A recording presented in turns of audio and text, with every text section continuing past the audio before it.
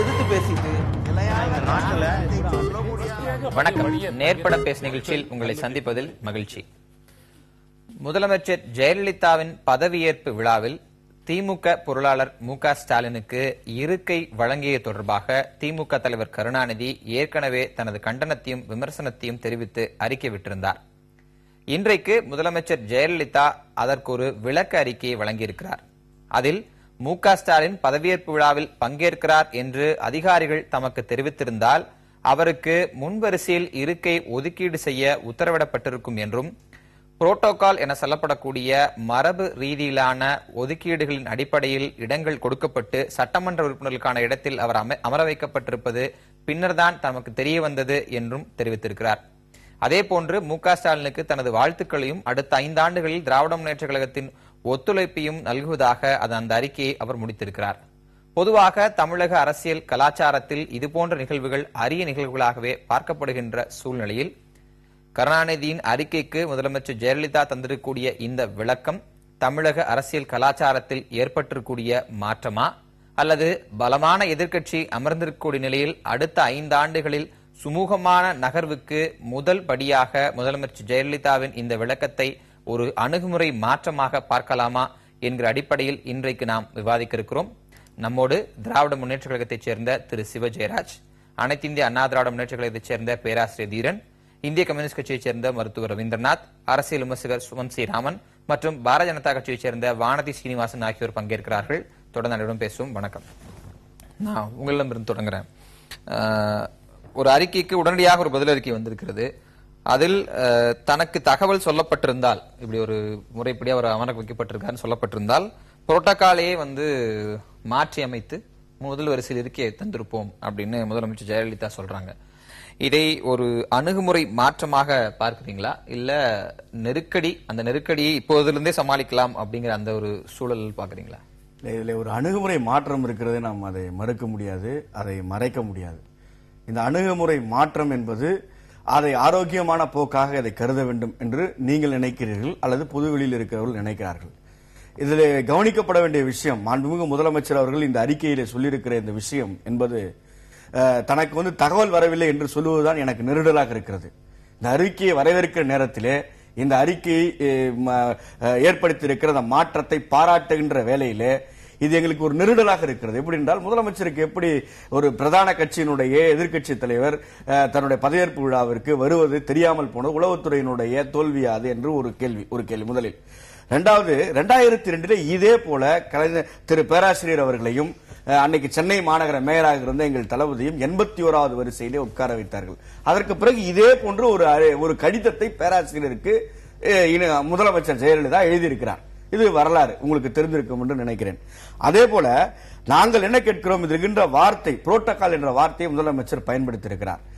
Protocol என்று சொன்னால் தாப்பாண்டியன் எந்த புரோட்டோகாலில் இங்கே உட்கார வைக்கப்பட்டார், தோல்வியடைந்த திரு சரத்குமார் எந்த புரோட்டோகாலில் உட்கார வைக்கப்பட்டார், திருமதி சசிகலா எந்த புரோட்டோகாலில் உட்கார வைக்கப்பட்டார், டாக்டர் சிவகுமார் எந்த புரோட்டோகாலில் உட்கார வைக்கப்பட்டார் என்பதெல்லாம் கேள்வியாக இருக்கின்றது. இதிலே அரசியல் நாகரிகத்தினுடைய உச்சபட்சமாக எங்கள் தளபதி நேற்று நடந்து கொண்டார். எப்படின்னு கேளுங்க, ஏற்கனவே சுனாமி நடந்த பொழுது நேரடியாக முதலமைச்சரை சந்தித்து அவரிடத்தில் பேசிவிட்டு அந்த பணத்தை கொடுத்து விட்டு வந்தார். அதற்கு அடுத்து நேற்றைக்கு பதவியேற்பு விழாவிலே அழைப்பை நாங்கள் 2006 இருக்கின்ற பொழுது செக்ரட்டரி எஸ் என்று சொல்லுகின்ற முதன்மை செயலாளரிடத்தில் கொடுத்துதான் முதலமைச்சர் இல்லத்திற்கு 2006 கலைஞர் பதவியேற்பு விழாவிலே வழங்கினோம். அதை போயஸ் தோட்டத்தினுடைய காவலாளி தான் பெற்றுக் கொண்டார். உள்ளே கூட செக்ரட்டரி எஸ் அன்றைக்கு 2006 விடவில்லை. இன்றைக்கு யார் மூலம் அந்த அழைப்புதல் அளித்தார்கள் என்ற விவாதத்திற்குள் நாங்கள் போகவில்லை. ஆனால் எங்களுக்கு அழைப்புதல் வந்தது, நாங்கள் கலந்து கொண்டோம். அதிலும் இந்த 17வது வரிசையிலே உட்கார வைக்கப்பட்ட பொழுதும் அமைதியாக நிகழ்ச்சி முடிந்த வரைக்கும் இருந்துவிட்டு வெளியே வந்து ட்விட்டரிலே எங்கள் தளபதி பேஸ்புக்கிலே வாழ்த்தும் நன்றியும் சொல்லியிருக்கிறார். அதற்கு பிறகு மாண்புமிகு முதலமைச்சர் அவர்கள் இந்த மாதிரியான ஒரு கடிதத்தை அல்லது இந்த மாதிரியான ஒரு பிரஸ் ரிலீஸை இன்றைக்கு வெளியிட்டிருக்கிறார். இதே நிதிஷ்குமார் அவர்களுடைய பதவியேற்பிற்கு எங்கள் தளபதி அவர்கள் போன பொழுது துணை முதல்வராக இல்லை, சாதாரண சட்டமன்ற உறுப்பினராக போனார். அங்கே மேடையிலே உட்கார வைக்கப்பட்டார். நீங்க அதை கவனிக்கணும். ஸ்டாலின் அவர்கள் வெளியே வந்து ட்விட்டர்லயும் பேஸ்புக்லயும் வாழ்த்துக்களும் நன்றியும் சொன்னாரு. அவர் சொன்ன அடுத்த ஒரு மணி நேரத்திலே திமுக தலைவரிடம் கண்டன அறிக்கை வந்துச்சு. இல்ல, அந்த அறிக்கை அதுக்கான வேறுபாடு ஒரு கட்சியினுடைய தலைவர் தன்னுடைய சட்டமன்ற உறுப்பினர்கள் அவமானப்படுத்தப்பட்டதாக நினைக்கிறார். நாங்கெல்லாம் மனம் கொந்தளித்து போனோம், வருத்தப்பட்டோம், புண்பட்டோம்.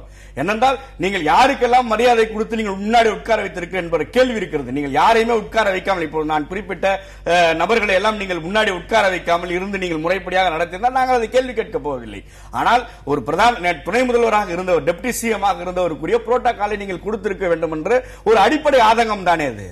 இல்ல, புரோட்டோகாலை மாத்தி கொடுத்திருப்பேன், எனக்கு தகவல் வந்திருந்தால் புரோட்டோகாலை மாத்தி கொடுத்திருப்பேன் அப்படின்னு சொல்றாங்களே.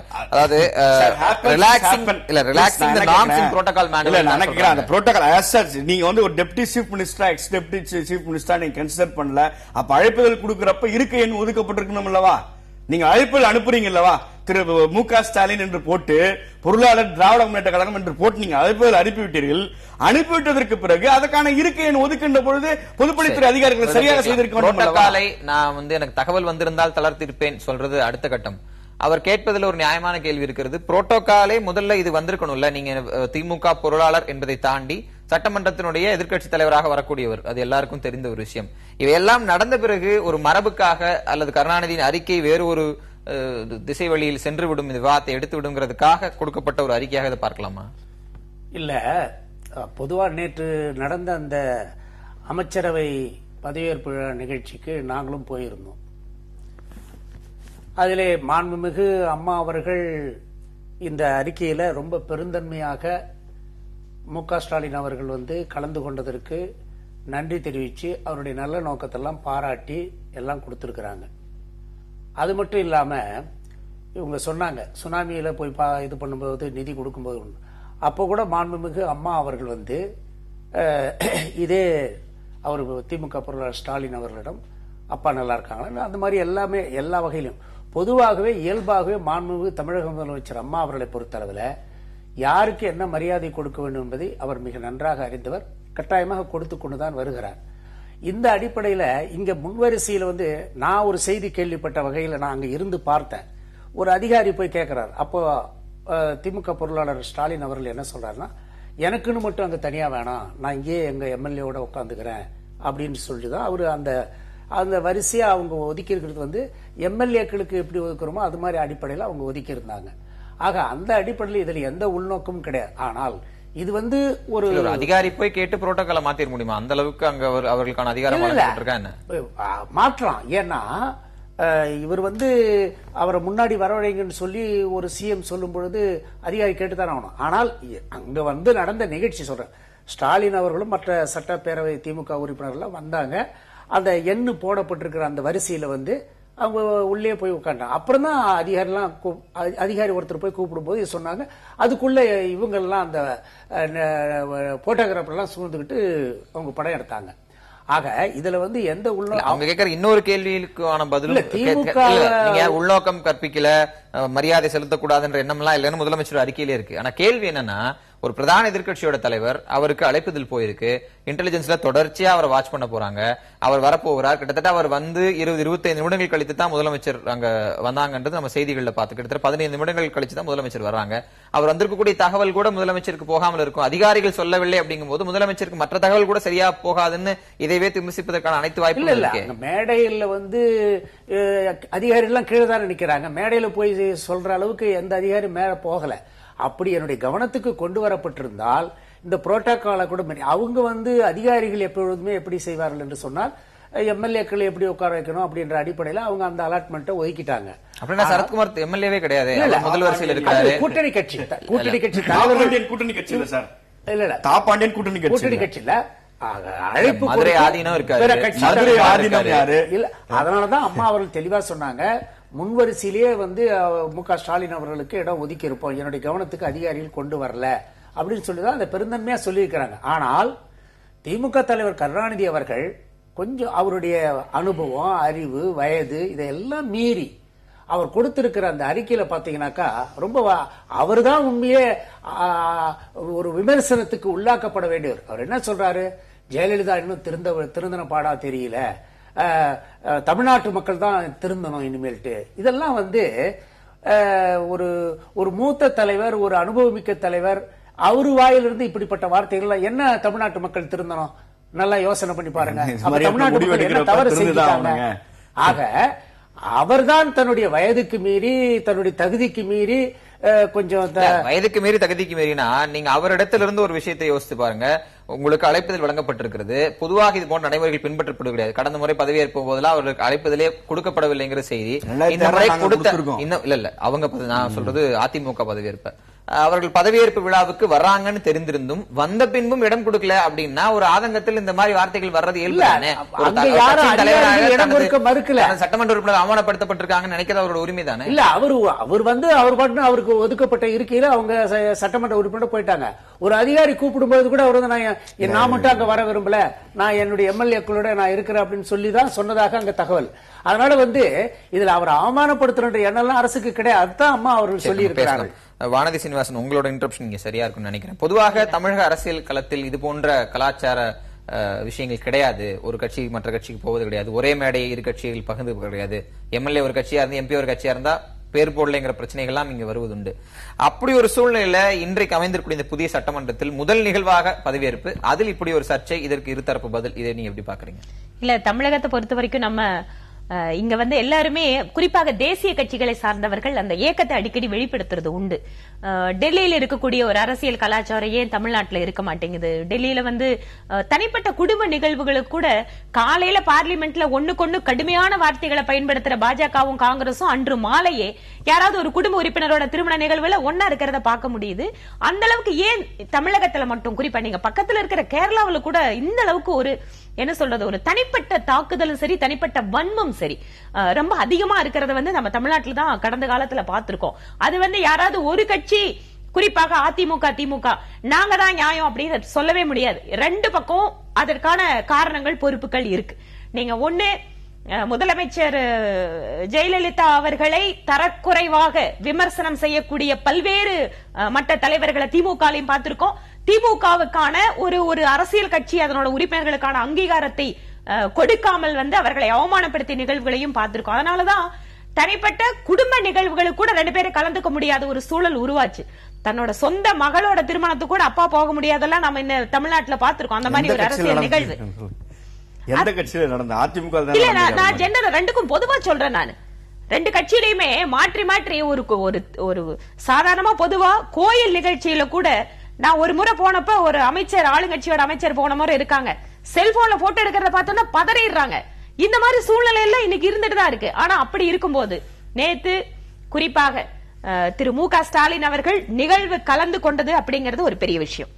ஒருவேளை இது அடுத்த தலைமுறைக்கான மாற்றமா அதை பார்க்க முடியும். அதே சமயம் இன்னைக்கு வழக்கமா வந்து என்ன அரசியல் கட்சிகள் விமர்சனம் செஞ்சாலும் அதை பற்றி எப்பவுமே பெரிதாக கவலைப்படாத முதலமைச்சர் இன்னைக்கு வந்து அவங்க ஒரு பதில் அறிக்கை கொடுக்கறத இன்னைக்கு நம்ம விவாத பொருளை எடுக்கிற அளவுக்கு தமிழ்நாட்டு அரசியல்ல ஒரு முக்கியமான நிகழ்வுனா நிச்சயமாகவே ஒரு தேசிய கட்சியினுடைய பிரதிநிதி அப்படிங்கிற முறையில இந்த அரசியல் மாற்றத்தை மனதார நாங்க வரவேற்கிறோம் தான் சொல்ல. அங்க ஒரு வேறுபாட்டை பார்க்கணும்னு நினைக்கிறேன். இப்ப பிரதமர் இங்க வந்த போது இத்தாலியில உங்களுக்கு யாரும் சொந்தக்காரங்க இருக்காங்களா அப்படின்னு மறைமுகமா காங்கிரஸ் கட்சி விமர்சிக்கிறாரு.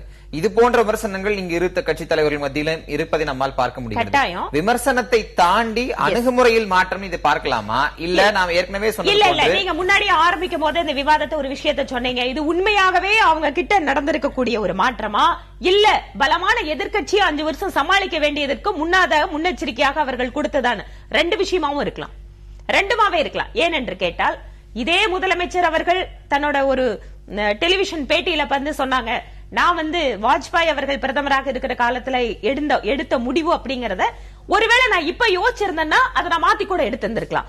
ஏனென்றால் ஒவ்வொருவருக்கும் வயதும் அனுபவம் பெற பெற அவர்கள் எடுக்கக்கூடிய முடிவுகளை பற்றி ஒரு மாற்று கருத்துகள் அவர்களுக்கு உருவாகும். இதுதான் காலம் ஏற்படுத்துகின்ற ஒரு மாற்றம். அதனால ஒருவேளை அவர்களும் இத்தனாவது முறையா வந்து முதலமைச்சர் ஆகிறாங்க, அந்த அனுபவம், அந்த ஒரு நெடிய ஒரு கட்சியை வந்து வழிநடத்தக்கூடிய இந்த விஷயங்கள் அவங்களுக்குள்ள மாற்றத்தை ஏற்படுத்தியிருக்கலாம். அதே போல திரு மு.க. ஸ்டாலின் அவர்கள் இதை ஒரு தனிப்பட்ட இதுவா பார்க்காம நாம அந்த நிகழ்ச்சியில கலந்துக்கணும் அப்படின்னு முடிவெடுத்து வர்றதும் நிஜமாவே ஒரு ஆரோக்கிய அரசியலுக்கு இது இட்டு செல்லும் என்றால் உண்மையாகவே தமிழகம் ஒரு வளர்ச்சி அரசியலை முன்வைப்பதற்கான ஒரு வாய்ப்புகளை உருவாக்கும் நினைக்கிறேன். ஏனென்றால் பொதுவாகவே திராவிட கட்சிகளோட அரசியல் கலாச்சாரத்தில் இருக்கிறது தனிப்பட்ட தாக்குதல்கள். அது கூடவே வந்து எம்ஜிஆர் காலகட்டம் வரை இந்த இரு கட்சிகளும் பங்கேற்ற நிகழ்வுகள் இருந்திருக்கிறது அப்படிங்கிறது, அதுக்கு பிறகுங்கிற விமர்சனம் எல்லாம் இருக்கு. நம்ம அதை பற்றி பேசலாம். ரவீந்திரநாத் தாப்பாண்டின் அவர்களுக்கு முன்னிருக்கையில் இடம் வழங்கப்படுகிறது. உங்க மக்கள் நல கூட்டணி சார்ந்த வேற எந்த தலைவர்களுக்கும் அழைப்பு போனதா எனக்கு தெரியல. அவருக்கு அழைப்பு போய் அவர் பங்கேற்றிருக்கிறார். ஆனால் அந்த இடத்துல எந்த விதமான புரோட்டோகாலும் இல்லாத போது மு.க. ஸ்டாலின் அவர்களுக்கு புரோட்டோகாலை காரணம் காட்டி பின்னறிக்கை வழங்குவதும் அதற்கு பின்பு ஒரு விளக்க அறிக்கை கொடுப்பதும் நீங்க எப்படி பாக்குறீங்க?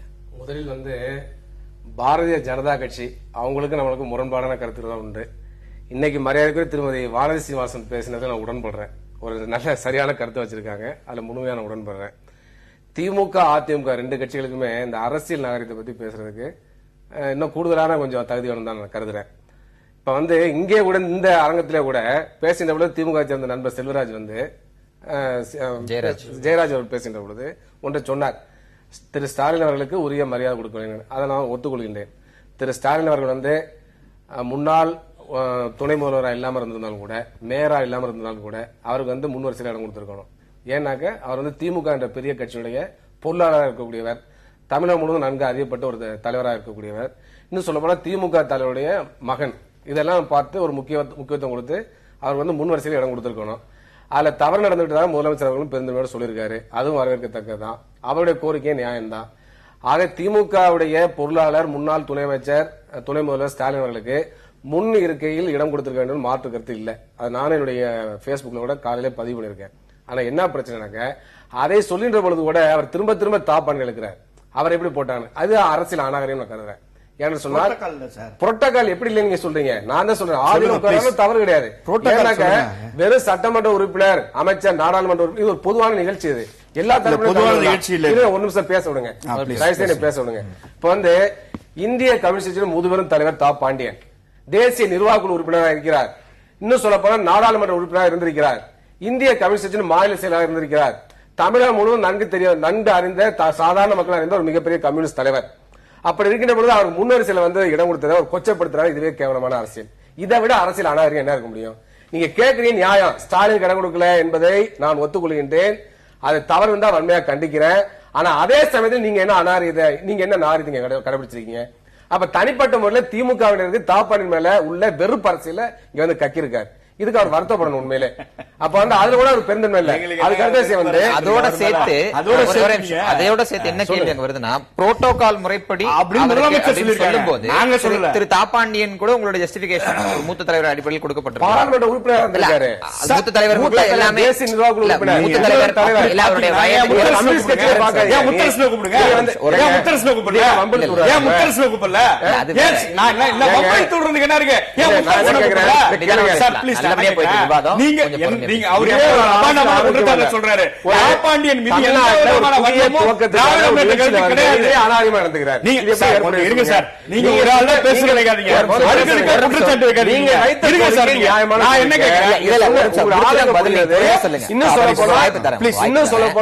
என்னை பொறுத்தவரை தனிப்பட்ட முறையிலும் கூட அந்த பேஸ்புக்ல முதல்ல பதிவு பண்ணிருக்கேன். நீங்க எல்லாருமே பார்க்கலாம். இல்ல மருத்துவர், என்னுடைய கேள்வி அதோட சேர்த்து என்னன்னா, திரு தாப்பாண்டியன் மூத்த தலைவர், அவருடைய வயது, அனுபவம், மற்ற விஷயங்கள் கொடுக்கப்பட்டிருக்கிறது. அதிமுக கூட்டிலிருந்து தோல்வி இருக்கிறார் சரத்குமார், அவருக்கு முன்வரிசை இடம் கொடுக்கப்படுகிறது. பல்வேறு தொழிலதிபர்கள் அவர்களுக்கு முன்வரிசையில் இடம் கொடுக்கப்படுகிறது. அதன் பின்பு அதிமுகவினர்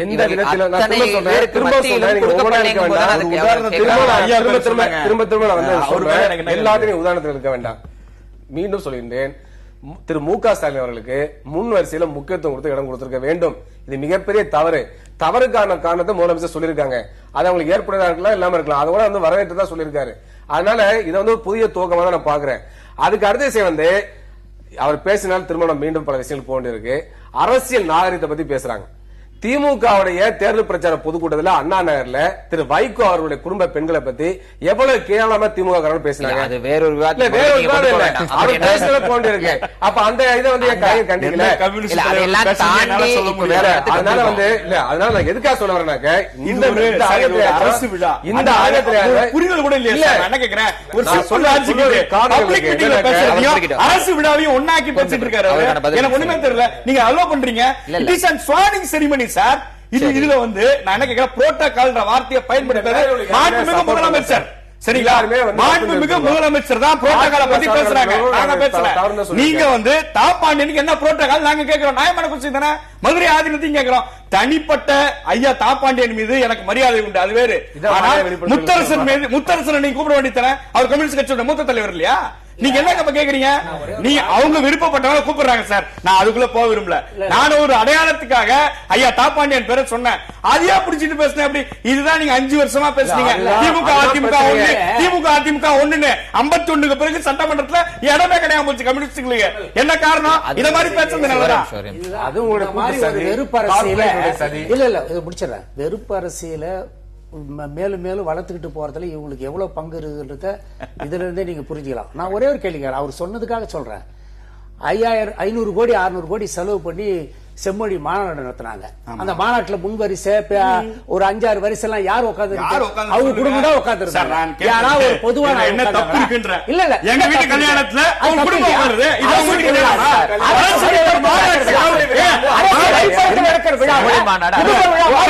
நான் சொல்றேன் கலைஞர் குடும்பம் சீஃப் மினிஸ்டர் குடும்பங்க உட்கார்ந்து என்ன தப்பு? இன்னைக்கு நீங்க சொல்லுங்க, இவங்க சீஃப் மினிஸ்டர் குடும்பமா?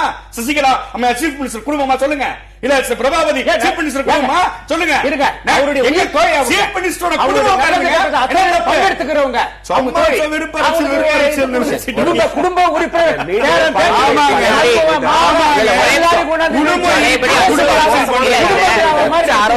கொஞ்சம் ஆரோக்கியமா எடுத்துட்டு போவோம். மறுபடியும் இதுக்குள்ள போக வேண்டாம். திரு சுமன் ஸ்ரீராமன் ரெண்டு விஷயத்தை நான் பாக்குறேன். வானதி சீனிவாசன் சொன்னது போன்று அடுத்தடுத்த கட்ட அனுபவங்கள், அனுபவ மாற்றம், 6வது முறையாக பொறுப்பேற்கிறோம் அப்படின்ற ஒரு விஷயம் இருக்கிறது. அடுத்த கட்டமாக திமுகவினுடைய தனிப்பெரும்பான்மை, கிட்டத்தட்ட 100 உறுப்பினர்கள் திமுக வெளிநட பண்ணா அவையே ஆளுங்கட்சி மட்டும்தான் இருக்க போறாங்கன்ற ஒரு சூழல். பல குழுக்கள்ல ஒத்துழைப்பு தேவைப்படும், சட்டமன்ற நடவடிக்கைகளுக்குள்ள பல இடங்களில் ஒத்துழைப்பு தேவைப்படும். இது போன்ற பிரஷரும் இந்த அறிக்கை இவ்வளவு விரைவாக வந்ததுக்கு ஒரு காரணம்னு பார்க்கலாமா? இல்ல, அதாவது முதல்ல இந்த விஷயத்தை இன்னைக்கு விவாதத்துக்கு எடுத்துக்கணுமா அப்படிங்கறதே எனக்கு கேள்விக்குறி. ஏன் நான் சொல்றேன், ஒரு 2 நல்ல விஷயங்கள் நடந்திருக்கு, நடுவுல ஒரு தவறு நடந்திருக்கு. ஒரு நல்ல விஷயம், திரு ஸ்டாலின் அந்த விழாவுக்கு வந்தது, கலந்துகிட்டது ஒரு நல்ல விஷயம். தவறு நடந்திருக்கு, நிச்சயமாக அவர் முதல் ரோல உட்கார வைக்கப்பட்டிருக்கணும், அதுல மாற்று கருத்து யாருக்குமே இருக்க முடியாது. நிச்சயமாக அது ஒரு தவறு நடந்திருக்கிறது. அந்த தவறு நடந்திருப்பதை முதலமைச்சர் பெருந்தன்மையா ஒரு நோட்ல அக்னாலேஜ் பண்ணி இருக்கிறாங்க. அதுவும் ஒரு நல்ல விஷயம். இப்போ உண்மையாகவே அவங்களுக்கு தெரிஞ்சிருக்குமா, தெரியாம இருந்திருக்குமா, தெரியாம இருந்ததுனாலதான் அது பண்றாங்களா, அது நம்ம விவாதத்துக்கு எடுத்துட்டு இருக்கலாம். அதே மாதிரி அதுல என்ன பிளஸ் பாயிண்ட் இருக்க போகுது? ஒண்ணுமே கிடையாது. அதாவது அதிக அளவுல நல்ல விஷயம் நீங்க கேட்டதுனால சொல்றேன். இது ஏன் விவாதத்துக்கு எடுக்கிறோம்னா, இதுவரை தமிழக அரசியல் கலாச்சாரத்தில் இந்த மாதிரி விஷயங்கள் நடப்பது கிடையாது. பொதுவாக திரு கருணாநிதி அவர்கள் ஒரு அறிக்கை விடுக்கிறார் அப்படின்னா அந்த குற்றச்சாட்டுகளுக்கான பதில் இருக்கும். இங்க கிட்டத்தட்ட என்ன தவறு நடந்தது என்பதை ஒப்புக்கொண்ட ஒரு அறிக்கையாக. அது உள்நோக்கம் இருக்கிறதா? உள்நோக்கம் அப்படிங்கிற வார்த்தைக்கு தவறான அர்த்தம் மட்டும் கிடையாது, பாசிட்டிவ் சைடு ஒன்னு இருக்குல்ல. உள்நோக்கம்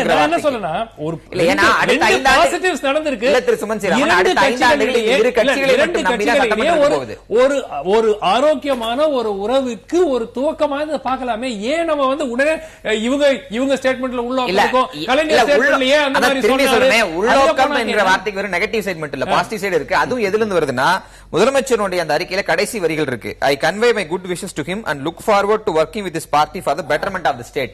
என்னுடைய நினைவுக்கு தெரிஞ்சு சரினா இதுதான் முதல் முறையாக திராவிட முன்னேற்ற கழகத்தின் ஒத்துழைப்பு மாநில வளர்ச்சிக்கு வேண்டும் அப்படின்னு அனைத்து இந்திய அண்ணா திராவிட முன்னேற்ற கழகம் தரப்பிலிருந்து தலைமையிலிருந்து ஒரு கடிதம் வந்திருக்கிறது. அதாவது அந்த கடிதம் எந்த சூழல்ல வருதுன்னா, அடுத்த 5 ஆண்டுகள் திராவிட முன்னேற்ற கழகத்தின் ஒத்துழைப்பு இருந்தால் மட்டும்தான் பல விஷயங்களை செய்ய முடியும். சட்டங்களை நிறைவேற்றிக்கலாம், அதுக்கான தனிப்பெரும்பான்மை இருக்கு, அவையை நடத்திக்கலாம். ஆனா நீங்க சட்டமன்ற குழுக்கள் அமைக்க வேண்டும் என்றால் கட்டாயம் திராவிட முன்னேற்ற கழகத்தின் பிரதிநிதிகள் இருக்கணும். நீங்க சட்டமன்ற ஒரு பப்ளிக் ஆடிட் கமிட்டி அமைக்கிறீங்கன்னா கூட அவங்களோட பிரதிநிதிகள் இருக்கணும், வேற கட்சிகளே கிடையாது. அப்ப இந்த சூழல் இது நடக்கும் போது இது ரெண்டும் ஒப்பிட்டு பார்ப்பது இயல்பு தானே. இதுல என்ன நீங்க ஒப்பிட்டு பார்ப்பது இயல்பு இல்லைங்க. அதாவது இது ரெண்டுமே பாசிட்டிவ் டெவலப்மெண்டா பார்க்கும்போது இப்போ உங்க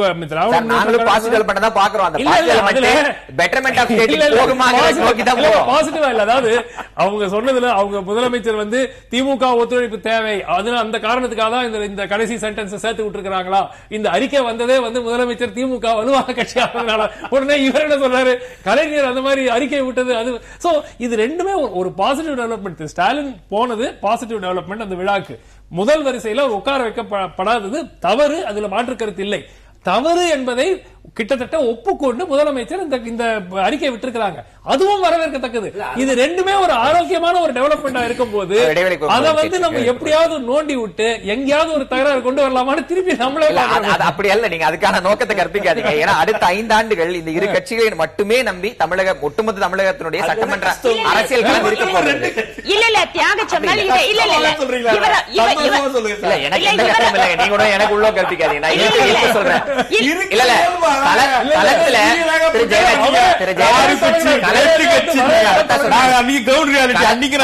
களத்துல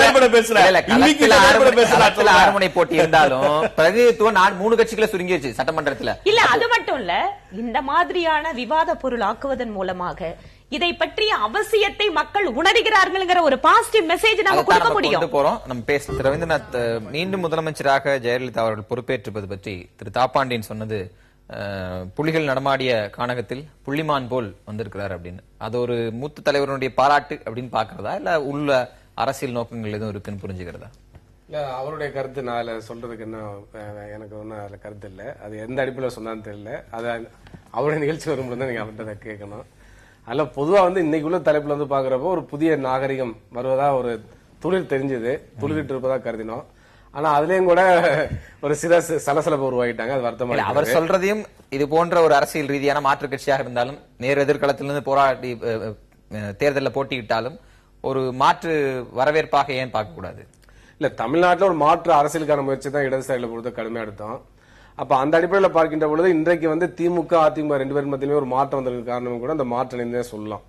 அதாவது தேமுதிக மக்கள் நல கூட்டணி தமாக அணியுடைய அந்த செல்வாக்கு, அது செலுத்தக்கூடிய அந்த கருத்தியல் ரீதியான செல்வாக்கு இருக்கு பாத்தீங்களா, அந்த அடிப்படையில் ஒரு மிகப்பெரிய மாற்றத்தை வந்து திமுக அதிமுக தலைமை மட்டத்தில் ஏற்படுத்தி சொல்லலாம். 10 ஆண்டுகளுக்கு முன்பாக திமுக தலைமை அதிமுக தலைமை விமர்சித்ததையும் அதுபோல திமுக தலைமை அதிமுக தலைமை விமர்சித்ததையும் இந்த தேர்தலோடு ஒப்பிடுகின்ற பொழுது மிகப்பெரிய மாற்றம் தென்பட்டது. மரியாதைக்குரிய ஜெயலலிதா அவர்கள் பேசுகின்ற பொழுதுதான் என்ன சொல்லுவாங்கன்னாக்க, தீய சக்தி கருணாநிதி தான் சொல்லுவாங்க. வரிக்கு வரி தீய சக்தி தான் சொல்லுவாங்க. ஆனா இந்த தேர்தலில் எங்கேயுமே தீய சக்திங்கிற வார்த்தையை பயன்படுத்த மாதிரி நான் அந்த பிரச்சார கூட்டத்தில் பார்த்த மாதிரி நான் வந்து அதை கேள்விப்படல, நான் பார்க்கல அந்த மாதிரி. அதே போலவே கலைஞர் அவர்கள் பேசுகின்ற பொழுதும் கூட அம்மையார் அப்படிங்கிற வார்த்தையை மிக மரியாதை பயன்படுத்தினார். இதே 10 ஆண்டுகளுக்கு முன்னால கலைஞர் வந்து ஜெயலலிதா அவர்களை எப்படிலாம் மோசமா விமர்சனம் பண்ணார்களா நம்மளுக்கு தெரியும். அப்ப இப்படிப்பட்ட ஒரு இது வந்து ஏன் வந்துக்குனாக்க, மறைமுகமாக தமிழ்நாட்டில் வந்து திமுக அதிமுக ஒரு உடன்பாடு, எழுதப்படாத ஒரு உடன்பாடு ஏற்பட்டிருக்கிறது. அந்த அடிப்படையில தான் திமுகவுக்கு மாற்று அதிமுக, அதிமுக மாற்று திமுக என்ற நிலையோடு நம்ம ஒரு இரட்டை கட்சி ஆட்சி முறை, இரட்டை முனையாக்க முறையை வந்து பைபோலார் பாலிடிக்ஸ் வந்து நம்ம தக்க வைக்கணும் முறையில ஒரு எழுதப்படாத உடன்பாடு 2 பேருக்கு ஏற்பட்ட மாதிரி தெரியுது. அதோட வெளிப்பாடு தான் அதெல்லாம் பாக்குறேன். அப்ப அதுதான் அதோட உள்நோக்கம் நம்ம பார்க்க வேண்டிய விஷயம். தேர்தல் முடிவுகளுக்கு முன்பு அது பைபோலார் அப்படின்னு சொன்னாலும் இன்றைக்கு மக்கள் வழங்கியிருக்கூடிய தீர்ப்பில் இவர்கள் இருவர் தான் மாநிலத்தின் பிரச்சனையை சட்டமன்ற நடவடிக்கைகள் மூலமாக பிரதிநிதித்துவம், சட்டமன்றத்துக்கு வெளியே பிற எல்லா கட்சிகளும் பிரதிநிதித்துவப்படுத்துவீங்க, போராட்டங்கள் நடத்துவீங்க. ஆனால் இவர்கள் தான் இப்ப மத்திய அரசு ஒரு விஷயத்தை வலியுறுத்தணும், ஒரு தீர்மானத்தை நிறைவேற்றணும், இவர்களுடைய பங்கு என்பது முக்கியம். அப்ப இவர்கள் இருவருக்கிடையே அந்த பழைய விஷயங்கள் எல்லாம் கடந்து ஒரு புது ஒத்துழைப்பு தேவை அப்படிங்கறத வந்து ஏன் அது ரகசிய உடன்பாடு? ஒரு நெருக்கடி இருக்கு. என்ன நெருக்கடினாக்க, நீங்க ஏற்கனவே சொன்ன மாதிரி இன்னைக்கு வந்து திமுக வலிமையான ஒரு எதிர்கட்சியா வந்திருக்கு, மாற்று கட்சியிலும் வந்து பிரதானமா இல்ல. அது நம்முடைய தேர்தல் முறையில் உள்ள குறைபாடு, வீதாச்சார பிரதிநிதித்துவம், அது வந்து ஓட்டு எவ்வளவு ஓட்டு இருக்கும் அது வந்து எம்எல்ஏ வந்து ரிஃப்ளெக்ட் ஆகல, அது ஒரு குறைபாடு. அப்படிப்பட்ட ஒரு சூழல்ல வந்து பிரதானமான அதிக உறுப்பினர்களை கொண்ட பலம் வாய்ந்த எதிர்கட்சியா இருக்கக்கூடிய திமுகவுடைய உறவு, திமுகவுடைய ஒத்துழைப்பு ஆட்சிக்கு 5 ஆண்டுகள் தேவைங்கிற கருதி கூட அந்த இதெல்லாம் இருக்கலாம்.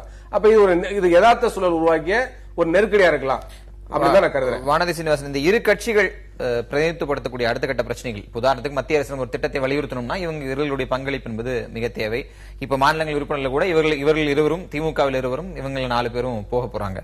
அப்ப மாநிலத்தின் பிரச்சனைகளை இவர்களுடைய கடந்த காலத்தை ஒப்பிட்டு பார்த்து ஒரு அடுத்த கட்ட முடிவுக்கு வந்துட முடியுமா, இல்ல இவர்களுடைய அணுகுமுறை இப்படி இருக்க வேண்டும் அப்படிங்கிற கோரிக்கையின் அடிப்படையில் உங்க பதில சொல்ல போறீங்களா அடுத்த 5 ஆண்டு? இல்ல, நீங்க எதிர்பார்ப்பு எல்லாத்துக்குமே வந்து அதிகமா தான் இருக்கும். எப்படின்னு கேட்டீங்கன்னா, நீங்க மாநிலத்தோட பிரச்சனைகள்ல ஒத்துழைப்போட சேர்ந்து எல்லாரும் போகணும் அப்படிங்கிற எதிர்பார்ப்பு அது எல்லாத்துக்குமே இருக்கு. அது ஒரு அரசியல் கட்சியோட எதிர்பார்ப்பு இல்ல, பொதுமக்களுக்கான எதிர்பார்ப்பும் கூட. ஆனால் இவர்களுடைய இந்த அணுகுமுறை அப்படிங்கிறது தொடருமா அப்படிங்கறத இந்த நேரத்துல யாரும் பிரெடிக்ட் பண்ண முடியாது. ஏனென்று கேட்டால், எதிர்க்கட்சிகள் நாளை எந்த விதமான போராட்டங்களை முன்ன எடுக்கிறாங்க, மக்கள் பிரச்சனைகளை எப்படி அவங்க கையில் எடுத்துட்டு பண்ண போறாங்க, அதற்கு ஆளுகின்ற அரசாங்கம் அதற்கான பதிலாக என்ன முன்வைக்க போறாங்க, சட்டமன்றத்திற்குள்ளாக விவாதத்தை எந்த அளவுக்கு ஆரோக்கியமானதை எடுத்துட்டு போக போறாங்க அப்படிங்கறது எல்லாமே இந்த ஸ்டேஜ்ல ரெண்டு பேர்த்தோட கடந்த காலத்தை பார்க்கும்போது ஒருவேளை இன்னைக்கு நடந்த நிகழ்வு அப்படிங்கறது ஏதோ ஒரு புதிய நம்பிக்கையை துளிர்விட்டு இருக்கிற மாதிரி இருந்தா கூட இத ரெண்டு தரப்பும் சேர்த்து தண்ணி ஊத்துனாதான் அது வளரமே தெரியுமா, ஒரு தரப்புல இருந்து இதுக்கு பதில் இல்ல. அதனால இன்னைக்கு தேதியில நாம வேணா என்ன வேணா உட்கார்ந்து நம்ம எதிர்பார்ப்புகளை பேச முடியுமே தவிர யாராலையும் predict பண்ணி இப்படிதான் சொல்ல முடியாது. வரும் அப்படின்னா இப்ப கடந்த காலங்களில் வெளிநடப்புகள் அதிகம் நிகழ்ந்தன, வெளியேற்றங்கள் அதிகம் நிகழ்ந்தன, இப்படி இரு தரப்புகளும் இருக்கின்றன. இது போன்ற சில காரணிகளால் ஒரு நம்பகத்தன்மை வரல, இவர்கள் இருவரும் செயல்படுவாங்க அப்படின்னு புரிஞ்சுக்கிறதா, இல்ல களத்துல பலமுனை போட்டி இருந்து சட்டமன்றம் 3 கட்சி சட்டமன்றமாக சுருங்கி போய்விட்டதே அப்படிங்கிற அந்த ஆதங்கத்திலிருந்து நம்ம கோரிக்கைகளை வைக்கிறது இல்ல. இது ரெண்டுமே யாரும் முழுசா இதுதான் அவங்களோட மைண்டோட அந்த ஃப்ரேம் ஒர்க்குள்ள இதுதான் இருக்குங்கிறத யாராலையும் சொல்ல முடியாது. வரக்கூடிய காலத்துல இந்த ரெண்டு கட்சிகள் எடுக்கக்கூடிய முடிவுகள் அப்படிங்கறத பொறுத்துதான் இவங்களை பத்தின நம்மளோட ஒப்பீனியன் மாறதா இல்ல நம்ம எதிர்பார்ப்புக்கு இவங்க செயல்படுறாங்களா அப்படிங்கறதெல்லாம் சொல்ல முடியும். ஆனா குறைஞ்சபட்சம் குறிப்பாக இவர் கலந்துட்டதும் அதுக்கு அவங்க நடந்த தவறுக்கு என்னைக்கும் வருத்தம் தெரிவிக்கிறதோ இல்ல அது நடந்த தவறுங்கிறத ஒத்துக்கிறதோ அப்படிங்கறது முதலமைச்சரோட அவங்களோட அந்த தனிப்பட்ட ஆளுமையில பார்க்க முடியாது. இன்னைக்கு அவங்க அதை செய்யறாங்க அப்படின்னு சொன்னா அவர்கள் அனுபவத்தில் கிடைத்திருக்கிற மாற்றம் அப்படிங்கிற ஒரு நல்ல மாற்றமா நம்ம பார்க்க முடியும். ஆனா மாநிலத்தினுடைய ஒட்டுமொத்த பிரச்சனைகளுக்காக பாராளுமன்றத்துல பேசுறதோ இல்ல மத்திய அரசாங்கத்துக்கிட்ட ஆக்கப்பூர்வமா எடுத்துட்டு போறது அப்படிங்கிறது எப்படி இவங்க இனிமேல் வரக்கூடிய காலத்துல இந்த அணுகுமுறையோட தொடரணுங்கிறது விருப்பம், தொடருவாங்களான்னு தெரியாது. Democracy with in the legislature இருக்குல்ல, சட்டமன்றத்துக்கு உட்பட்ட ஜனநாயகம் மற்ற விஷயங்களில் இவர்கள் இருவரின் செயல்பாடு ரொம்ப முக்கியம். ஒருவர் இந்த பக்கம் இழுத்தாலும் அது ஒட்டுமொத்தமாக பாழாகும், மற்றொரு இந்த பக்கம் இழுத்தாலும் பாழாகும். அப்படி இருக்கும்போது என்ன மாதிரியான நம்பிக்கை கீற்றல் உங்களுக்கு இருக்கிறது? இந்த சம்பவத்திலும் நம்பிக்கை கீற்றல் வளர்த்துக் கொள்ள முடியுமா? இல்ல, இந்த நம்பிக்கை சீற்று ஒரு சிறிய துளிர் அப்படிங்கறத நம்ம எடுத்துக்கிட்டா கூட வானதி அவங்க சொன்னது போல சட்டமன்றத்துல விவாதங்கள் ஆரோக்கியமாக நடக்க போகிறதா இல்ல தொடர்ந்து 110 கீழ் தான் 110 விதிமுறையின் கீழ் தான் நம்ம நடவடிக்கை இருக்க போகுதா, அது பொறுத்திருந்து பார்க்கணும். ரெண்டாவது, அதே சமயத்துல எதிர்க்கட்சிகள் தொடர்ந்து அரை மணி நேரம் 3/4 மணி நேரத்துல வெளிநடப்பு செய்ய போறாங்களா, இல்ல அவர்களும் அதாவது கிவ் அண்ட் டேக்ங்கிறது தான். கொஞ்சம் இரண்டு கட்சிகளும் விட்டு கொடுத்து சில விஷயங்களில் விட்டு கொடுத்தால்தான் ஏதேனும் ஒரு அண்டர்ஸ்டாண்டிங் வரும். மிக முக்கியமாக மற்ற அனைத்து மாநிலங்களை விட தமிழ்நாட்டில் ஒரே மாநிலம் இந்தியால ஒரு மாநிலத்தினுடைய மிகப்பெரிய பிரச்சனையை தனித்தனியாக போய் பிரதமரை சந்திக்கிறதுங்கிறது ஒரு அவலமான ஒரு நிலை.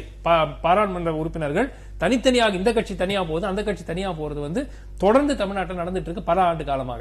எந்த ஒரு மிக பிட்டர் ரைவல்ஸா இருந்தா கூட எப்பவுமே ஒரு மாநில பிரச்சனைன்னு வரும்போது டிப்பிக்கலா நம்ம கர்நாடகால பாக்குறோம், காவிரி பிரச்சனை வரும்போது அது பிஜேபியா இருந்தாலும் சரி, காங்கிரஸா இருந்தாலும் சரி, ஜேடிஎஸ் இருந்தாலும் சரி, எல்லாம் ஒண்ணு கூடி தானே போறாங்க, தனித்தனியா யாரும் போறது கிடையாது. ஆனா இங்க திமுக தனியா போவாங்க, அதிமுக தனியா போறாங்க, பாத்துட்டு இருக்கோம் தொடர்ந்து. இந்த மாதிரி விஷயங்களிலாவது குறைந்தபட்சம் அதாவது ஒரு தேர்தல் கூட்டணி வைக்கிறீங்கல்ல, என் கொள்கை வேற உங்க கொள்கை வேற, நம்ம என்ன பண்றோம், காமன் மினிமம் ப்ரோக்ராம் போடுறோம் இல்லையா, அதே மாதிரி ஏன் காமன் ஒர்க்கிங் ப்ரோக்ராம் 5 ஆண்டு காலத்துக்காக குறைந்தபட்ச செயல் திட்டம் ஒன்று 2 கட்சிகளும் ஏன் சேர்ந்து செய்யக்கூடாது? திரு தீரன், கடந்த சட்டமன்றத்தில் இந்த 5 ஆண்டுகள் பெருமளவு வைக்கப்பட்ட ஒரே விமர்சனம் போதுமான அளவு எதிர்க்கட்சிகளுக்கு பேசுவதற்கு நேரம் கொடுக்கப்படுவதில்லை, அமைச்சர்களே பேசுகிறார்கள், 110 விதியின் கீழ் திட்டங்கள் அறிவிக்கப்படுகின்றன. கடந்த முறை உங்களுக்கு இருந்த அந்த பெரும்பான்மை என்பது வேறு, எதிர்க்கட்சிகள் பெரும்பான்மை இல்லாமல் ஆங்காங்கே சிதறண்டு இருந்த ஒரு சூழல். ஆனால் இந்த முறை தனிக்கட்சி, அதுவும் ஒரு எதிர்க்கட்சி, பெரும்பான்மை கட்சி, உங்களுடைய பிரதான களத்தில் உங்களுக்கு பிரதானமாக எதிர்த்து நிற்கக்கூடிய கட்சி, இவர்கள் அணுகுமுறை இல்லாமல் நீங்கள் நகர்த்த முடியாது அப்படிங்கிற சூழலில் அந்த முதல் துவக்கமாகவே முதலமைச்சருடைய இந்த அறிக்கையினுடைய 2 வரிகளை எடுத்துக்கொண்டு இந்த அணுகுமுறை தேவை அப்படிங்கறதுக்கான சமிக்கையாக இதை பார்க்கலாமா? ஏன்னா அடுத்து மிகப்பெரிய கேள்வி, நாளைய தினம் எதிர்பார்த்திருக்கக்கூடிய கேள்வி, திமுக தலைவர் கருணாநிதி சட்டமன்றத்துக்கு வருவதற்கு அவருக்கு தேவையான இருக்கை வசதிகள் செய்தரப்படுகின்றவா அப்படிங்கிற கேள்விதான் அனைவரிடமும் இருக்கிறது. அதற்கான பதில் உங்களிடமிருந்து வராதுன்னு எனக்கு தெரியும். ஆனால் அந்த கேள்வியெல்லாம் உள்ள இருக்கும் போது என்ன மாதிரியான அணுகுமுறையை அனைத்து இந்திய அண்ணா திராவிட முன்னேற்ற கழகம் அடுத்த 5 ஆண்டுகள் செய்ய இருக்கிறது? கடந்த ஆட்சியில கூட பேரவைத் தலைவர் அவர்கள் ஒவ்வொரு கூட்டத்தொடரும் முடிந்ததற்கு பின்னால ஆளுங்கட்சிக்கு எவ்வளவு வாய்ப்பு கொடுத்தோம், எதிர்கட்சிகளுக்கு எவ்வளவு வாய்ப்பு கொடுத்தோன்றதெல்லாம் தெளிவா சொல்லி இருக்கிறாங்க. அதுல இவங்க அடிக்கடி வெளிநடப்பு செய்து இருக்கிற வாய்ப்பையும் பயன்படுத்த தவறினாங்க. இடது கம்யூனிஸ்ட் கட்சியை பொறுத்தளவுல, மார்க்சிஸ்ட் கம்யூனிஸ்ட் கட்சியை பொறுத்தளவு அவங்க எல்லாம் விவாதங்கள்ல கலந்துகிட்டு எல்லாம் பேசி இருக்கிறாங்க. அதனால வாய்ப்புகள் கடந்த ஆட்சியில தரப்படவில்லை என்று சொல்வதே அது முற்றிலும் தவறானது. அதுல ஒரு விஷயம் இருக்கு. அமைச்சர் பதில் ஒரு உறுப்பினர் எழுந்து பேசுறாருன்னா அமைச்சரவையின் அமைச்சர் ஒரு குறுக்கீடு செய்யறாருல, அதுவும் அந்த உறுப்பினர் நேரத்தில் தான் பங்கிடப்படுது. நேரடியாக சட்டமன்ற செய்தியாக்கத்தை பார்த்த செய்தியாளர்கள் அடிப்படையில் நான் பார்த்திருக்கேன். இப்ப அதுக்கு விளக்கம் சொல்லணுமா இல்லையா? ஒவ்வொரு பிரச்சனையும் இருக்கும்போது அதுக்கு விளக்கம் சொல்லித்தானே தீரணும். அந்த அடிப்படையில அது சட்டமன்ற மரபு கிடையாது, விவாதம் கிடையாது. உறுப்பினர் தன் பதிலை முடிக்கணும், இறுதியாக அமைச்சர் பதில் சொல்லணுங்கிறத நம்ம மரபு. அதுல எதிர்கட்சிகளுக்கு போதுமான வாய்ப்பு தரப்பட்டிருக்கின்றதை முன்னாள் பேரவைத் தலைவரே சொல்லி இருக்கிறாங்க. ரெண்டாவது, இந்த பிரச்சனையில எதிர்காலத்தில் இப்படி இருக்குமா அப்படி இருக்குமா, இந்த பிரச்சனையோட நீங்க பார்த்தீங்கன்னா மாண்புமிகு தமிழக முதலமைச்சர் அம்மா அவர்கள் இந்த அறிக்கை எப்ப கொடுக்கறாங்க? திமுக தலைவர் கருணாநிதி அவர்கள் அவருடைய அந்த ரொம்ப ஆவேசப்பட்டு, நான் சொன்னேன் இல்லையா ஏற்கனவே, இவங்க திருந்தனமாடி தெரியல, தமிழக மக்கள் தான் இனி திருந்தனம் அப்படிலாம் சொன்ன. இது ஒரு கடுமையான விமர்சனம். அந்த விமர்சனம் வெளிவந்ததற்கு பின்னால் தான் மாண்புமிகு அம்மா அவர்கள் அதை பற்றியெல்லாம் ஒரு பொருட்டாக எடுத்துக்கொள்ளாமல் பெருந்தன்மையோடு இந்த அறிக்கையை கொடுத்திருக்கிறாங்க. இத தெளிவா என்ன சொல்லியிருக்கிறாங்கன்னா, மாநில நலன்களை முன்னிறுத்தி நாம திமுகவோடு ஒருங்கிணைந்து செயல்படுன்ற எண்ணத்தை தான், இதுல ஒரு நல்ல நோக்கத்தை தான் வெளிப்படுத்தி இருக்கிறாங்க. ஏன்னா இன்னைக்கு பாத்தீங்கன்னாக்கா, இன்னைக்கு நுழைவுத் தேர்வு கூட மாநில உரிமைகளை தலையிடக்கூடிய அளவிற்கு ஒரு பொது நுழைவுத் தேர்வா மாற்றப்படுகிற சூழ்நிலையெல்லாம் நம்ம பார்க்கிறோம். ஆக தமிழ்நாடு அரசு மட்டும் இல்ல, இங்க இருக்கக்கூடிய அனைத்து கட்சிகளுமே பொது நுழைவுத் தேர்வை எதிர்க்கிறார்கள். இங்க மட்டும் இல்ல, இந்தியாவில் 15க்கும் மேற்பட்ட மாநிலங்கள்ல பொது நுழைவுத் தேர்வை எதிர்க்கிறாங்க. ஆனால் அவர்கள் ஒரு நொண்டிச்சாக்கு, எல்லா அதிகாரத்தையும் இன்றைக்கு மத்திய அரசாங்கத்தில் கொண்டு போய் குவிக்கிற ஒரு மனப்பாங்கு இன்றைக்கு உருவாகி கொண்டிருக்கிறது. அந்த மனப்பாங்கு உருவாகுகிற ஒரு சூழ்நிலையில இங்க ஆளுங்கட்சியாக இருக்கக்கூடிய அனைத்து இந்திய அண்ணா திமுக, பிரதான எதிர்கட்சியாக இருக்கக்கூடிய திமுகவோட நாம இருவரும் சேர்ந்து இந்த மாநில முன்னேற்றத்திற்காக, இந்த மாநில நலனுக்காக ஒருங்கிணைந்து செயல்படுவோம் என்று அம்மா அவர்கள் சொல்லியிருப்பதிலிருந்தே என்ன தெரிகிறது? இந்த மாநில மக்களுடைய நலனுக்காக இந்த ஒருங்கிணைப்பு மாநிலங்களவையிலும் மக்களவையிலும் இருக்குமாங்கிறத நம்ம பார்க்கலாம். இப்போ ஒரு நிமிஷம், நான் திரு ஜெயராஜன் பேசிட்டு வரேன். இந்த 5 ஆண்டுகளில் ஒத்துழைப்பு தேவை மாநில வளர்ச்சி அப்படின்னு சொல்றாங்க. இந்த ஒரு சம்பவத்தில் திமுக பொருளாளர் அதை பெரிதுபடுத்தாமல் நன்றியும் பாராட்டுகளும் முடிக்கிறார். திமுக தலைவர் ஆவேசமாக ஒரு அறிக்கையை விடுக்கிறார், அதுக்கு பதில் விட்டது. இதோடு முடிந்து இதை கடந்து அடுத்த கட்டத்திற்கு போய் பல விஷயங்களை கொண்டு செல்வதற்கு திமுக திட்டமிட்டு இருக்கிறதா, அல்லது பொறுப்பான எதிர்க்கட்சியாக நீங்க செயல்படுவோம்னு சொன்ன வார்த்தைக்குள்ள வேற எதுவும் அர்த்தங்கள் இருக்கா? இல்ல, நீங்க நினைத்து பாருங்க. நீங்க தலைமை செயற்குழு, திராவிட முன்னேற்ற கழகத்தினுடைய செயற்குழு தெளிவாக எங்கள் தளபதி அறிவித்திருக்கிறார், எங்கள் தலைவர் அறிவித்திருக்கிறார், மிக சிறப்பான பொறுப்பான எதிர்க்கட்சியாக செயல்படுவோம், மிக சிறப்பான பொறுப்பான எதிர்க்கட்சியாக செயல்படுவோம் என்ற வார்த்தையை நீங்கள் கூர்ந்து கவனிக்கணும். நான் திரும்ப கேட்கிறேன் ஊடகங்கள்ட்ட, இந்த தோசை அப்படியே திருப்பி போடுங்க. நேற்று எங்க தளபதி போகவே இல்லை பதவியேற்பு விழாவுக்கு. எல்லா ஊடகங்களிலும் அதிமுகவை அவமானப்படுத்தி விட்டார் அல்லது முதலமைச்சர் ஜெயலலிதாவின் அழைப்பை நிராகரித்து விட்டது திமுக விவாதம் வைத்திருப்பார்கள். நாங்க நேற்றைக்கு இவர் போனதற்கு பிறகு இல்ல, ஒரு நிமிஷம் நீங்க என்ன பண்ணுவீங்க எனக்கு தெரியாதா?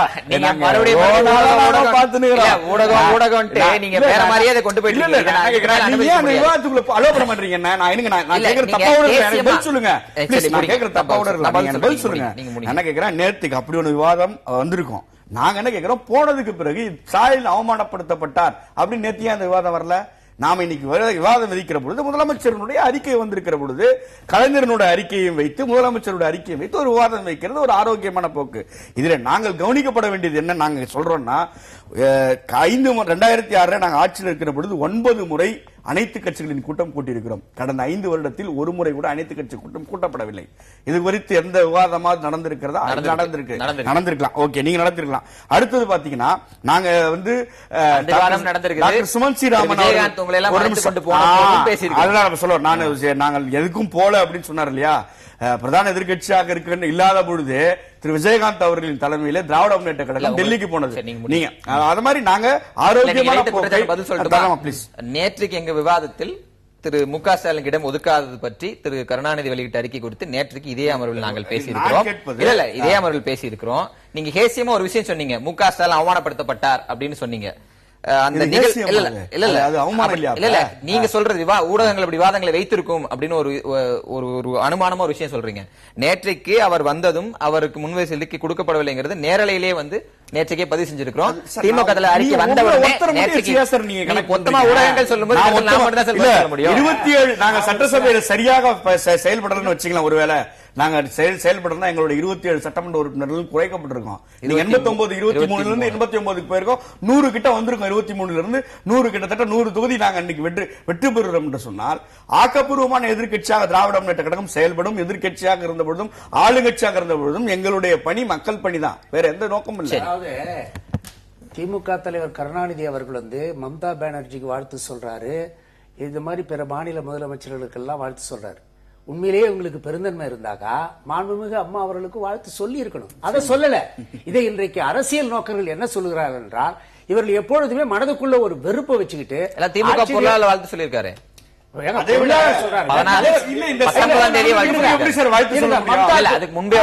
முதலமைச்சருக்கு மற்றவங்களுக்கு எல்லாம் சொல்ல தெரியுது. ஆனா இது நான் சொல்லல, பத்திரிகையாளர்களும் நடுநிலையாளர்கள் என்ன சொல்றாங்கன்னா, ஆக இவருக்கு மனதுக்குள்ளே ஒரு வெறுப்பு. அந்த வெறுப்பினுடைய விளைவுதான் என்ன பண்றாரு, இந்த நடந்து நான் ஒரு ஆரோக்கியமான அரசியல் இந்த தமிழகத்தில் இருக்க வேண்டும் என்பதற்காக என்னுடைய பொருளாளர் போனாரு. அதை இவங்க கூட சரியா இது பண்ணணும்னு சொல்லியிருந்தா பரவாயில்ல. ஒரே அடியா என்ன பண்றாரு, அந்த அம்மா திருந்தவே இல்லை, தமிழ்நாட்டு மக்கள் தான் திருந்த. இது ஒரு மூத்த அரசியல்வாதி, ஒரு பழுத்த அரசியல்வாதிக்கு வர வேண்டிய ஒரு வெறுப்புணர்ச்சி.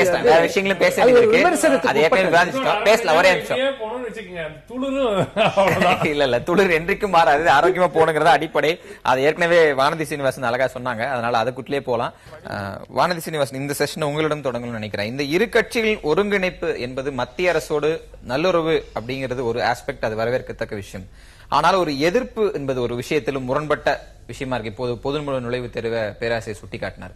இது போன்ற விஷயங்கள உங்களுக்கான எதிர்ப்பு என்பது இன்னும் பலம் பெறும் அப்படின்னு நம்புறீங்களா? இல்ல, நாங்க இது இவங்க ரெண்டு பேரும் ஒன்னா சேர்ந்து மாநில அரசோட பிரச்சனைகளை மத்திய அரசாங்கத்துக்கிட்ட கொண்டு வரது மூலமா எங்களுக்கு நெருக்கடி வரும், எதிர்ப்பு வரும், அப்படி எதுவும் நாங்க நினைக்கல. ஏன்னா நாங்க மாநில அரசாங்கத்தோட உரிமைகளுக்கு எதிராகவோ இல்ல மாநில அரசாங்கத்தை புறக்கணிக்கிற மாதிரியோ எதுவுமே செய்யறது இல்லைங்கிறதுல நாங்க ரொம்ப உறுதியா இருக்கோம். அதனால மத்திய அரசாங்கத்துக்கிட்டவும் பாராளுமன்றத்திலையும் நம்மளுடைய குரல் ஒருமித்து ஒலிக்க வேண்டும் அப்படிங்கறது விஷயத்துல உண்மையாகவே நீங்க மற்ற மாநிலங்கள்ல ஒரு தேசிய கட்சிகளாகவே இருந்தாலும் கூட, அது நாங்களாகட்டும், காங்கிரஸ் ஆகட்டும், கம்யூனிஸ்ட் ஆகட்டும், நீங்க கேரளாவோட உரிமைகள், தமிழ்நாட்டோட உரிமைகள் வரும்போது அங்கங்க ஸ்டேட் யூனிட் தான் அதை முன்னெடுக்கிறாங்க. அதனால நாங்க இந்த விஷயத்தை பார்த்து சென்ட்ரல் கவர்மெண்ட் ரன் பண்ற பார்ட்டியா நாங்க இதை நெகட்டிவா பாக்கல. இல்ல, உதாரணமா காவிரி விவகாரத்தை எடுத்துக்கிறேன், பொது நுழைவுத்தை எடுத்துக்கிறேன். ஓராண்டுக்கு மட்டும் செஞ்சிருக்கீங்க. 15 மாநிலங்கள்ல இருந்து எதிர்ப்பு வரும்போது ஓராண்டுக்கு மட்டும் செஞ்சிருக்கிறீர்கள். அந்த மாநிலங்கள் எல்லாம் ஒரு ஒருமித்த எதிர்ப்பு இருக்கிறது. அதே போன்ற ஒரு ஒருமித்த எதிர்ப்பு இங்கே வரும்போது அது நெருக்கடியாகத்தானே மாறும்.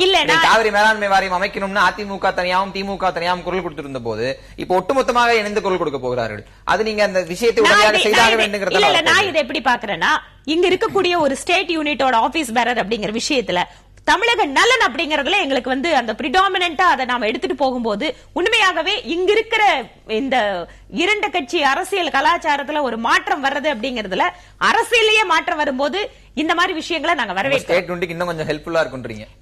டெஃபினட்டா நீங்க அது மூலமா இந்த மாநில அரசாங்கத்தோட குறிப்பாக தமிழக மக்களுக்கு அதிகமாக நலன் கிடைக்கக்கூடிய விஷயங்கள்ல இப்போ மத்திய அரசாங்கம் எத்தனையோ நல்ல விஷயத்தை எங்க கொடுக்கறதுக்கு தயாரா இருக்கும். நீங்க குறிப்பா சென்னையோட பிளட் எடுத்து பாத்துட்டீங்கன்னா இது வரைக்கும் வழக்கமா என்ன நடந்திருக்கு, மாநில அரசாங்கம் ஒரு அப்பீல் கொடுத்து இந்த டிபார்ட்மெண்ட் மினிஸ்டர்ஸ் எங்களுக்கு இதை ஹெல்ப் பண்ணணும் அப்படின்னு கேட்டதுக்கு அப்புறம் வர்றது நிலைமை இல்லாம அவங்க சொந்தமா அவங்களோட சொந்த மாநில மாதிரி 24 ஹவர்ஸ்க்குள்ள பண்ண ஆரம்பிச்சாங்க. இந்த மாதிரி வரும்போது மாநில அரசாங்கத்தில் இன்னும் கூடுதல் ஒத்துழைப்பு கிடைச்சதுன்னு சொன்னா எங்களுக்கு இது அட்வான்டேஜா நாங்க பாக்கிறோம். நேரம் சுருக்கமாவும் இருக்கு.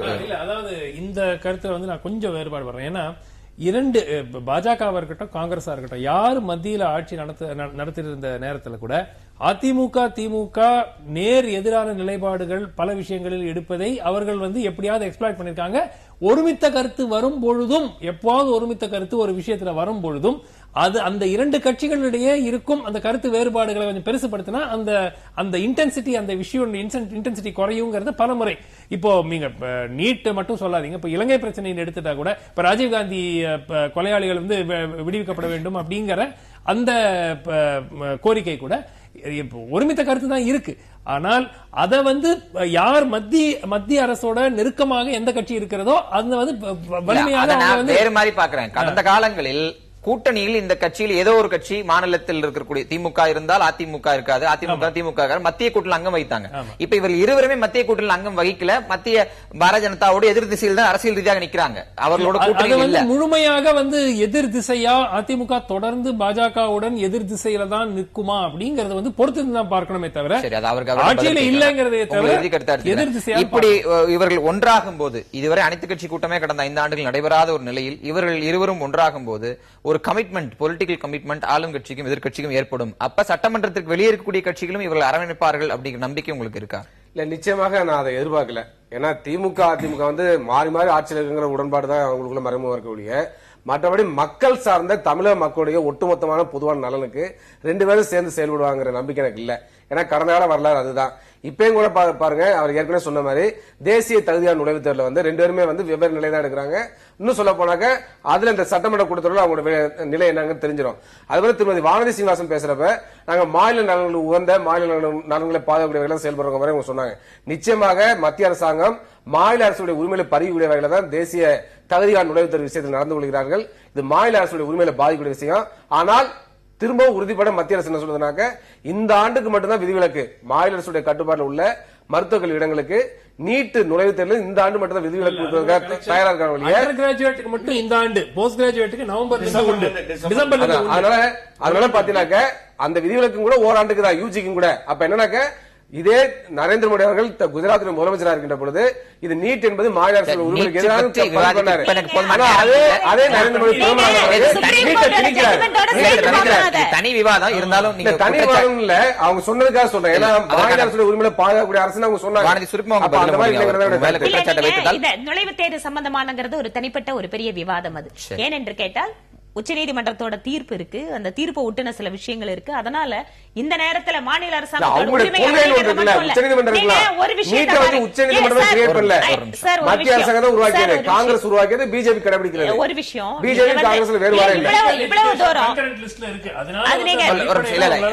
நேரம் எனக்கு இல்ல. நீங்க அப்படி பாத்தீங்கன்னு சொன்னா நான் ஒரே ஒரு உதாரணம் சொல்றேன். நிதி ஆயோக் பிளானிங் கமிஷன் எடுத்துட்டு நிதி ஆயோக்ல இன்னைக்கு எந்த அளவுக்கு மாநில அரசாங்கங்கள் அவங்களோட திட்டங்களை அவங்களே முடிவு பண்ணலான ஒரு மாற்றத்தை, எவ்வளவு பெரிய மாற்றத்தை கொண்டு வந்திருக்கும். சரி, அது உங்க பதில் எடுத்துக்கிறேன். இறுதியா மத்திய அரசாங்கம் கூட சொன்னாங்க இந்த வெள்ள நிதி பத்தி. அந்த மத்திய குழுவே பார்வையிட்டு பாராட்டிட்டு அவங்க பரிந்துரைத்த தொகை கூட தல 25,000 கோடி மாநில அரசுக்கு இருக்குது, இவங்க 2,000 கோடி தான் தராங்க. அதுலயும் பழைய பாக்கி எல்லாம் வேற கழிச்சுக்கிறாங்க. நீங்க வேற மாநில உரிமைகளுக்கு ஆதரவாக இருக்கிற அவங்க சொல்றதே எங்களால நம்ப முடியல. நான் என்ன கேட்கிறேன் சுருக்கமா அதோட பதில் முடிங்க. நான் கேட்கறது, இந்த சட்டமன்றத்துல திமுகவிடம் உங்களுக்கு ஒரு கமிட்மெண்ட் இருக்கு, அவருடைய பெரும்பான்மை இருக்கிறது, காங்கிரஸ் கட்சியிடம் நீங்கள் ஒத்துழைப்பு நல்கியாக வேண்டும், அவர்கள் உங்களுக்கு ஒத்துழைப்பு தரணும். ஆனால் சட்டமன்றத்துக்கு வெளியேதான் பிரதான கட்சிகள் எல்லா கட்சியிலும் இருக்க போகிறது.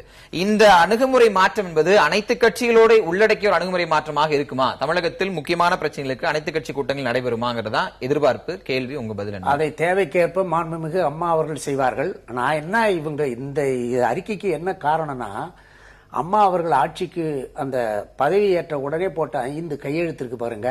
இந்த விவசாயிகளுக்கு பயிர்க்கடன் ரத்து, ஒரு சவரன் நகை தாலிக்கு கொடுக்கறதா சொன்னது, அதே மாதிரி 100 மின்சாரம், இதெல்லாம் யார் எதிர்கட்சிகள் உட்பட எந்த எதிர்கட்சியோ அல்லது பிற கட்சிகள் வெளியில் இருக்கிற கட்சிகள் கூட யாரும் எதிர்பார்க்கல. ஏன்னா இவங்க செய்ய மாட்டாங்க, இவங்க பண்ண மாட்டாங்க அப்படின்னு தான் முதல்ல குற்றச்சாட்டுகளை வைத்தார்கள்.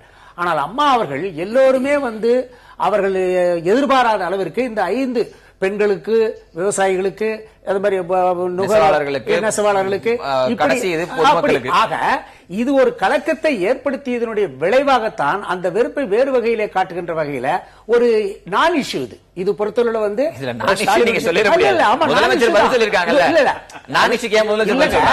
இந்த அளவுக்கு பெருசுபடுத்துற அளவுக்கு சொல்றாங்க. இவ்வளவு தூரம் அவர்கள் விளக்கத்திற்கு பின்னாலும் சட்டமன்றத்தை நடத்த போற இரு கட்சிகளுடைய பிரச்சனை இந்த விளக்கம் சொன்னதற்கு பின்னால இது பிரச்சனையாக்க வேண்டாம் என்பதற்காக தான் பெருந்தன்மை அவங்க என்ன சொல்றாங்க, மாநில நலனுக்காக திமுகவோடு ஒருங்கிணைந்து ஒத்துழைப்பை செயல்படணும் தான் சொல்லியிருக்கிறாங்க. அந்த அப்ப அது வரவேற்கணுமா இல்லையா? மூணே 3 ஓபன் அப்பீல் தான் எனக்கு. ஒரே 3 விஷயம் தான். நான் விவாதத்திற்குள்ள சச்சரவுக்குள்ள போக விரும்பல. சட்டமன்றத்தில் எங்கள் தலைவருக்கு உரிய இருக்கை வசதி செய்து தரப்பட வேண்டும். மஞ்சள் துண்டை அணிந்த வயதான பெரியவர் அப்படிலாம் மறைமுகமாக எங்கள் தலைவரை தாக்குவது இல்லாமல் ஆரோக்கியமான விவாதம் வைத்து விவாதத்தை பதிவு செய்ய வேண்டும். பதிவு செய்வதை ஒளிபரப்ப வேண்டும் நேரடியாக சட்டமன்றத்தை. அப்படி என்றால் ஆரோக்கியமான சட்டமன்றம் நடைபெறும் என்று நாங்கள் நம்புகிறோம். ஆரோக்கியமான சட்டமன்றம் நடைபெறும் என்கிற சிவஜெயராஜன் கோரிக்கை மட்டுமல்ல, ஒட்டுமொத்த தமிழக மக்கள் 6 கோடி பேரின் கோரிக்கை. எப்படி நடக்கப் போகிறது என்பது நாளை தெரிந்துவிடும். நாளை சட்டமன்ற உறுப்பினர்கள் பதவியேற்பு நிகழ்வோடு அந்த அலுவல்கள் தொடங்குகின்றன. முறைப்படி ஜூன் 3ஆம் தேதி சபாநாயகர் தேர்வு உள்ளிட்ட விஷயங்கள் நடைபெறுகின்றன. இந்த நிகழ்வில் கலந்து கொண்டு நம்மோடு கருத்தை கொண்டதற்கு நன்றி. மீண்டும் ஒரு நேர்பட பேசாமல் சந்திக்கலாம்.